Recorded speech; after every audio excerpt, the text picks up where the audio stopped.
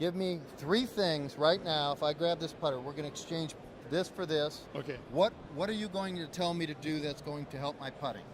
First, I'm going to find out if you can aim your putter, because if you can't aim it, nothing else matters. If I teach you a great stroke with bad aim, you miss every putt. All right. So you've got to learn to aim. Okay. Secondly. Whoa, let me stop you. Okay. Where do most people aim, right or left? Most people aim right and pull it.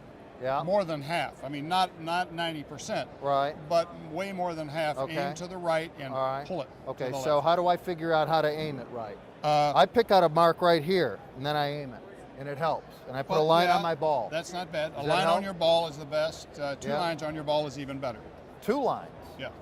All right. Yeah, I've got a ball that lines go all the way around, very visible. I used to have that ball. That's called the O ball, and that's even better. We've just tested it. You aim it about 20-25% better. Okay. But it's okay. All Either one's good. Aim is number 1, then what? All right.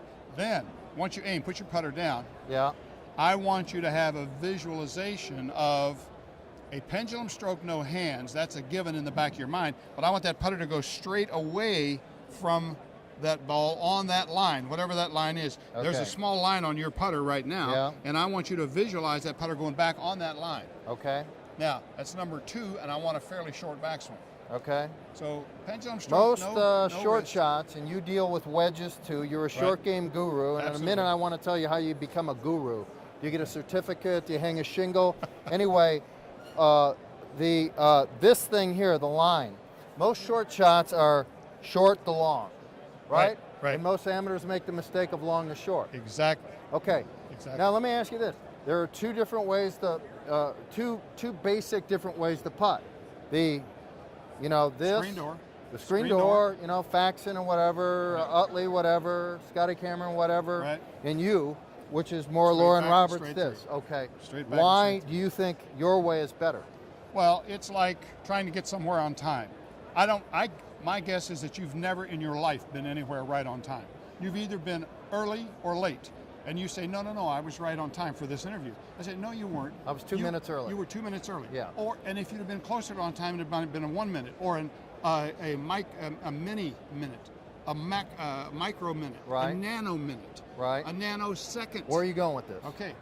If you open the blade, aiming to the right of the target, and it rotates through left of the target, it's only dead square 1 instant in time. And if that happens to be an impact, you're good. But it doesn't happen very often. I want the putter square to the hole, stay square, at least stay close to square, go through, stay square. So that involves a shoulder rocking, right? Well, it involves the placement of your hands and not rotating your forearms. Okay. Most golfers rotate their forearms and they think it's a natural rotation, but it's only a power move. They've learned it to hit the ball a long way. You have to rotate your hand through impact to get the club to move from there to there. In putting, you don't need power. So forget the rotation. So you feel very strongly that your back and through is better than the swinging door?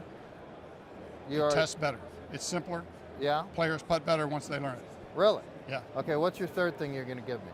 Well, the 3rd thing was short back to long through, and you already knew it. All right, So those are the 3 things. Well, I've been to 2 of your schools before, a long time ago. And did they help? Well, yeah, they help. Yeah, they help. Let me ask you this. You work with Phil Mickelson, and you just worked with him at the beginning of this season. I did. 11th year. What do you teach him? Well, Jeff, in all honesty, this is my 11th year. We've had 10 full years. Yeah. He had never won a major. Now he's won 5 plus the players. Yeah. He's doing well. I haven't taught him a whole lot. He's probably taught me more than I've taught him in the big picture. But I've taught him a few things. I've taught him the odds and the statistics on his play.